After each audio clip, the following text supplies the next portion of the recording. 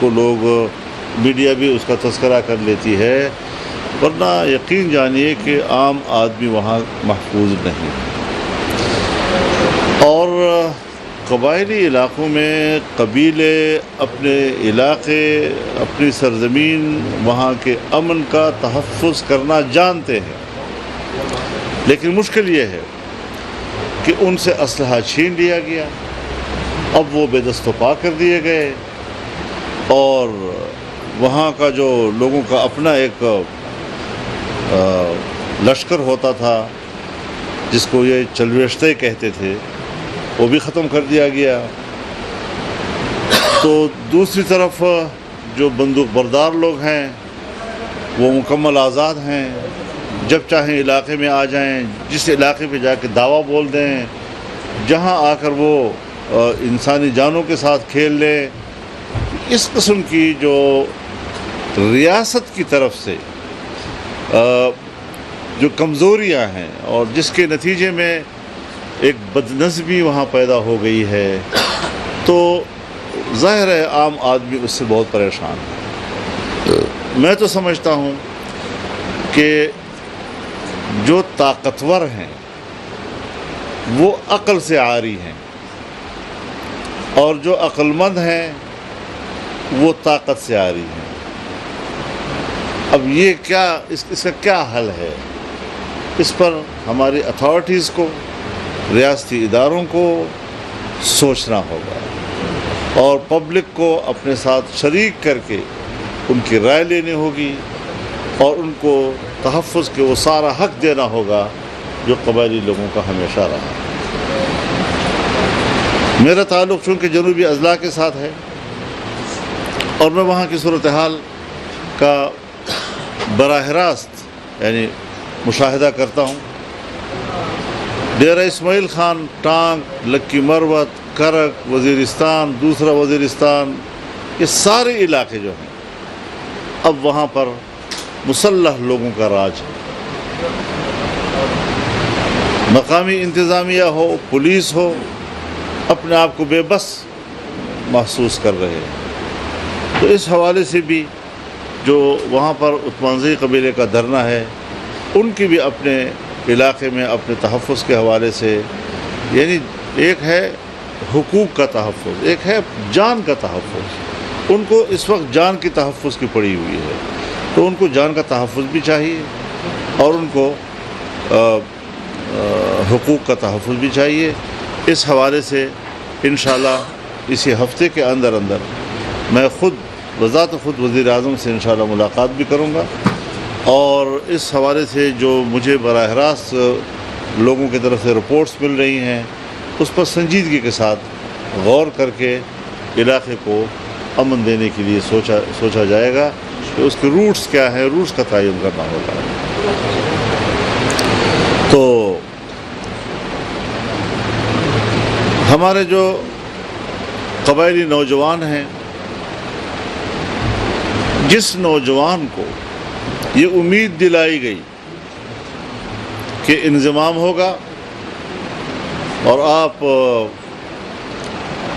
Settle area کے برابر کے لیول پہ آ جائیں گے، آپ کی تعلیم، آپ کا معیار زندگی، آپ مقابلے کے امتحان میں اس کے برابر آ جائیں گے، صورتحال تو اس سے زیادہ خراب ہو گئی ہے۔ اس وقت ہمارا جو قبائلی نوجوان ہے وہ سب سے زیادہ اپنے آنے والے مستقبل کے لیے مضطرب ہے۔ حالانکہ ہم تو اس وقت چیخ رہے تھے کہ جو کچھ ہو رہا ہے غلط ہو رہا ہے، لیکن ہر طرف سے ایکا کر لیا گیا کہ بھئی یہ بہت ضروری ہے۔ قبائلی جرگہ بیٹھا یہاں پر، اور تقریباً 5-6 سال تک یہاں پر اس قبائلی جرگے کے اجلاس ہوتے رہے، اور وہ ایک موقف دیتا رہا، لیکن کسی میں ہمت نہ ہوئی کہ وہ اس جرگے کی بھی بات سنے۔ اسلام آباد میں کنونشن سینٹر کے اندر تمام سیاسی پارٹیوں اور قائدین، تمام مذہبی پارٹیاں، قوم پرست جماعتیں، ہر طرف سے لوگ اکٹھے کیے گئے، اور انہوں نے ان سے ملاقات کی اور اپنا موقف دیا۔ بظاہر تو ایک قرارداد بھی ان کے حق میں متفقہ طور پر طے کی گئی، لیکن اس کے باوجود پتہ نہیں ہماری اسٹیبلشمنٹ کے دماغ پر کیا سوار تھا کیا بین الاقوامی دباؤ تھا، کون سی کوئی ایسی کوئی خوبصورت مستقبل ان کو نظر آ رہا تھا. سو آج حقیقت یہ ہے کہ نہ وہاں پر انتظامیہ ہے، نہ وہاں پر پولیس ہے، نہ اس کی کوئی کارکردگی ہے، نہ کوئی ترقیاتی کام ہے. اور اگر ترقیاتی کام کے لیے پیسہ جاتا بھی ہے تو خاکم بدہم وہ بھتے کا شکار ہو جاتا ہے. کیا ہوگا وہاں پر؟ تو اس حوالے سے آج یہ جرگہ جو ہوا ہے اس میں اس بات کو تسلیم کیا گیا ہے کہ گیس جو برآمد ہوئی ہے اس میں پہلا حق وہاں کے عوام کا ہوگا، اور یہ حق ان کا تسلیم کیا جاتا ہے. اور انشاءاللہ اسی حوالے سے ہم یہاں سے سروے ٹیم بھی بھیج رہے ہیں. اس سروے ٹیم کے اندر یہاں کے علاقے کے جو قبائلی زعماء ہیں ان کی نمائندی بھی 2-3 ہوں گے، تاکہ ان کی موجودگی میں سروے کیا جائے، اس کی پوری رپورٹ محکمے کو دی جائے، پھر گورنمنٹ کو دی جائے، اور اس کے بعد معاملات جو ہیں وہ اس پر کام شروع کر دیا جائے. تو یہ کچھ گزارشات آج اس میٹنگ کے حوالے سے تھی جو میں نے آپ کے ساتھ شیئر کی ہیں. اگر کوئی کویسچن ہو تو پھر آپ یہ بتے کی آپ نے بات کی، کیا صوبائی حکومت ہمارے ڈیولپمنٹ کے پیسے کسی کو بتے پہ دیتے ہیں؟ جی ہاں، اس طرح بھی شکایتیں ہیں. صاحب یہ بتائیں کہ میڈیم کے بارے میں یہ ایک تاثر ہے، اب میڈیم کے اندر سے شاید ایسی آوازیں اٹھ رہی ہیں کہ دن میں یہ حکومت کیوں ایسا اختلاف ہے سامنے آ رہا ہے، جو ابھی حالات کا سامنا کرنا پڑ رہا ہے، اس وجہ سے ایسی آوازیں آ رہی ہیں. دوسرا سوال یہ ہے کہ سر ایک تاثر یہ بھی ہے کہ یہ سارا میڈیم کو ٹریک اس لیے کیا گیا کہ عمران خان کو جتنے ماضی کے گناہ پہ ان کی حکومت کی ناکامی تھی ان سے ان کو نکالا جائے اور دوبارہ سے ان کو پسند آئے.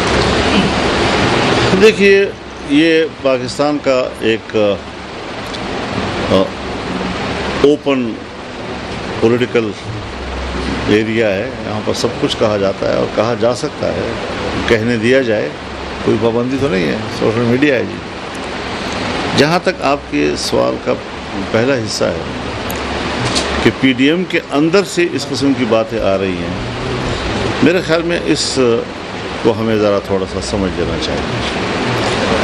آپ جو سوال کر رہے ہیں یہ شاید کل بھی کسی صحافی نے یہاں کیا تھا، بلکہ پرسوں شاید یہاں پر. دیکھیے، میں نے کہا کہ جب سے حکومت بنی ہے یہ پی ڈی ایم کا پہلا اجلاس تھا، تو ظاہر ہے کہ ایک رائے تھی حکومت میں آنے سے پہلے. سو ہماری رائے بھی واضح تھی کہ پارلیمنٹ کے اندر سے یا اسمبلیوں کے اندر سے تبدیلیاں نہ لائی جائیں، تحریک کے ذریعے اپنا عوامی پریشر بڑھایا جائے، اسمبلی کے اندر سے اپنی قوت باہر لا کر اور نئے انتخابات کے لیے حالات کا دباؤ بڑھایا جائے. یہ ایک رائے تھی، ہماری بھی رائے تھی. اسی رائے کا ذکر 4 مہینے کے بعد جب پہلا اجلاس ہوا تو اس ابتدائی رائے کا تذکرہ میاں نواز شریف صاحب نے کر دیا. وہ کرنا کیا ہوا کہ آپ لوگوں نے لخ اڑا دیا اس بات کو کہ وہ اس میں تو اختلاف، کوئی اختلاف کی بات نہیں. بات یہ ہے کہ جب آخری فیصلہ ہو رہا تھا، جو میں اناؤنس کر رہا تھا، تو اس آخری الفاظ کو طے کرنے بھی میاں نواز شریف صاحب زوم پر موجود تھے، اور ان کی اتفاق رائے سے وہ بیان تیار ہوا اور اس بیان کو ہم نے پبلک کے سامنے رکھا. تو اس میں کیا تھا؟ اس میں تو یہی تھا کہ حکومت ٹائم پورا کرے گی، الیکشن اپنے وقت پر ہوں گے. جو ایک چیز ایک دفعہ طے ہو جاتی ہے، اب کسی کی ایک رائے اگر ایک وقت ہے تو اس نے دوستوں کے لیے چھوڑ دی نا. تو مشورے کا تو یہ برکت ہوتی ہے نا کہ آپ کی ایک رائے ہے، آپ نے دیانتدارانہ طور پر وہ رائے پیش کر دی. اگر دوستوں نے اس سے اتفاق نہیں کیا تو پھر جو اکثریت کی رائے ہوتی ہے وہ قبول کی جاتی ہے. تو اس قسم کی چیزوں کو اختلاف کا نام دینا، اس قسم کی چیزوں کو یہ کہہ دینا کہ یہ تو ٹریپ ہو گئے ہیں، اس قسم کی چیزوں کو یہ کہہ دینا کہ جی وہ تو اس کا بیانیہ چونکہ تباہ ہو چکا تھا، دوبارہ اس کے بیانیے کو زندہ کرنا. بابا یہ جو کچھ ہماری حکومت ہو رہا ہے یہ بھی اسی کے بیانیے کا نتیجہ ہے. کچھ تھوڑا سا ذرا اپنے عقل سے بھی کام لینا چاہیے. جس دلدل میں اس نے ہمیں پھنسایا ہے اس سے نکلنا آسان کام نہیں ہے. ایسے ایسے معاہدے کیے ہیں. میں آپ کو پی ٹی آئی کے لوگوں کے اور ذمہ دار لوگوں کے وہ انٹرویو دکھا سکتا ہوں, وہ تقریر دکھا سکتا ہوں کہ ہم نے تو ملک کو بیچ دیا ہے. ہم نے تو آئی ایم ایف کو اپنا ملک جو ہے وہ گروی رکھ کے دے دیا ہے, انگوٹھے لگا لیے ہم سے. یہ ساری باتیں ان کی ہیں اور ان کے آخری دنوں کی ہیں. اور میں یہ کہتا ہوں, یہ ان کی باتیں ہیں, میں یہ کہتا ہوں کہ اگر اس وقت ان سے حکومت نہ لی جاتی تو آج آپ کا ملک ٹکڑے ٹکڑے ہو جاتا. منصوبہ اس پہ چل رہا تھا. معاشی لحاظ سے آپ کی معیشت کے لیے ہم ایک نئی بنیادیں تلاش کر رہے تھے, پلرز تلاش کر رہے تھے کہ ہماری معیشت کے پلرز کیا ہونے چاہیے. پرانے پلرز تو امریکہ, ورلڈ بینک, وہ ساری چیزیں تھیں اور ابھی بھی ہیں, لیکن کیا آئندہ مستقبل کے لیے ہم نے اس کے لیے کوئی نئے پلر تلاش کرنے ہیں یا نہیں؟ اس کے لیے پہلا قدم جو ہمارا تھا وہ چائنا کی انویسٹمنٹ اور یہ سی پیک. سی پیک سڑک کا نام نہیں ہے, سی پیک ایک پیکج ہے جس میں سڑک بھی ہے, جس میں ریلوے لائن بھی تھی, جس کے اندر پاور سیکٹر میں بڑھوتری, بجلی کی پیداوار میں اضافہ. پھر ظاہر ہے جب بجلی کی پیداوار میں اضافہ ہوگا اور یہاں صوبہ خیبر پختونخوا میں آپ کی جو ٹرانسمیشن لائن ہے, اس ٹرانسمیشن لائن میں صرف 1700 میگا واٹ بجلی اٹھانے کی طاقت ہے. تو اگر آپ کو نئے صنعتی علاقے قائم کرنے ہیں اور اس کے ساتھ جو اکنامک ہبس ہیں وہ آپ نے بنانے ہیں, تو اس کے لیے آپ کو بجلی اور گیس بھی چاہیے نا. تو گیس کا منصوبہ اس کے ساتھ تھا, بجلی کا منصوبہ اس کے ساتھ تھا, اور اگر 17,000 تک آپ نے لے جانا ہے بجلی کی کھپت کو تو آپ کو ٹرانسمیشن لائن بھی تبدیل کرنی ہوگی. تو جو نئے پلرز ہم بنا رہے تھے اس پلرز کو اس حکومت نے گرا دیا ہے.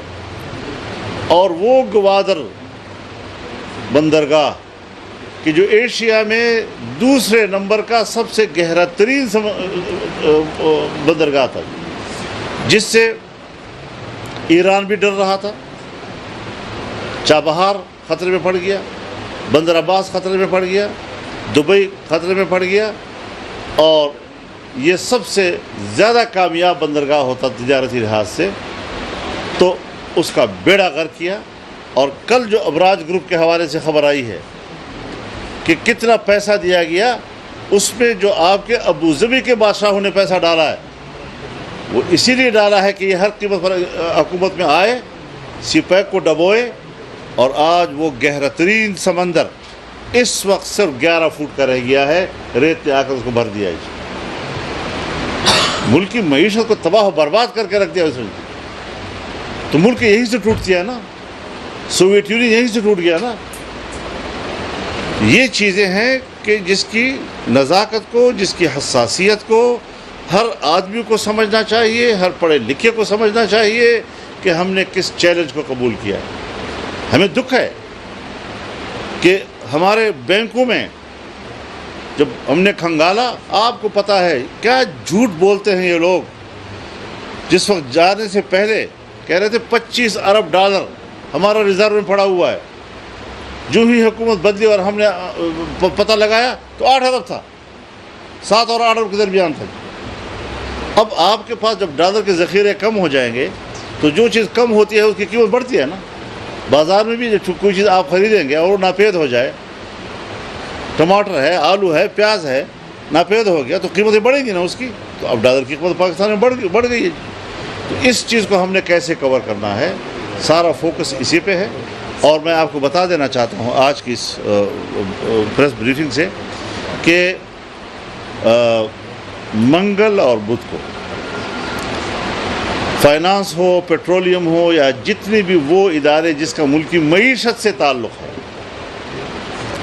وہ پوری حکمران پارٹی کی جماعتوں کو بریفنگ دیں گے, اور پھر پوری حکمران جماعتیں جو ہیں وہ اس بریفنگ کو سامنے رکھتے ہوئے معیشت کے استحکام کے لیے اگلے اقدامات کا فیصلہ کریں گے. تو اس کے لیے ہم اپیل کرتے ہیں جی کہ خواہ اس کا تعلق اسٹیبلشمنٹ سے ہو، چاہے بیوروکریسی کے ساتھ ہو، چاہے ہمارے سرکاری ملازمین ہوں، چاہے عام آدمی ہو، نوجوان ہے، سب کو آج صرف ملک کے لیے سوچنا چاہیے۔ ہم نے تو جناب ایک پارٹی کو دیکھا ہے، لاکھوں کی اس کے کیا کہتے ہیں وہ فیک آئی ڈیز ہیں، اور ایک جھوٹی خبر آج لگوا دیتے ہیں اور اس کے پیچھے جو ہے فیک لائکس جو ہے وہ ڈال دیتے ہیں۔ لوگ کہتے ہیں اوہ زبردست کمال، اس کے اتنے لائکس ہیں۔ جھوٹ پر اس کا سوشل میڈیا جھوٹ، وہ خود جھوٹ، اور جھوٹ جھوٹ جھوٹ جھوٹ۔ تو ہٹلر کیا کہتا تھا کہ یا تو جھوٹ اتنا بڑا بولو کہ لوگوں کو یقین ہو کہ اتنا بڑا جھوٹ تو نہیں بولا جا سکتا، یا وہ جھوٹ اتنے تکرار کے ساتھ بولو کہ لوگ سمجھے کہ یار یہ بار بار ایک بات کر رہا ہے تو ظاہر کچھ تو ہوگا۔ تو یہ وہی جو بین الاقوامی اصول ہے جھوٹ کو دنیا سے منوانے کے لیے، اس کا ٹھیک ٹھاک سبق ہماری پی ٹی آئی نے پڑھا ہوا ہے اور لوگوں کو پڑھا رہے ہیں۔ مولانا صاحب، یہ جن منصوبوں کا آپ ذکر کر رہے ہیں، یہ تو اس طرح لگ رہا ہے کہ آپ ابھی حکومت میں آئے ہیں اور آپ کو کم از کم 5 سے زائد سال کی ضرورت ہے۔ آپ کے پاس مختصر دورانیہ ہے، اور اس دورانیے میں جو بظاہر صورتحال ہے وہ بزرگوں ہے، تو آپ کے پاس مطلب کہ آپ نہیں سمجھتے کہ پی ڈی ایم جو ہے وہ بند گلی میں پھنس گئی ہے؟ معاشی حالت اتنے مختصر وقت میں سدھارنا جو ہے وہ ناممکن نظر آ رہا ہے۔ میری رائے یہ ہے میری رائے یہ ہے کہ ہم اس وقت سال سوا سال کے لیے بیٹھے ہوئے ہیں۔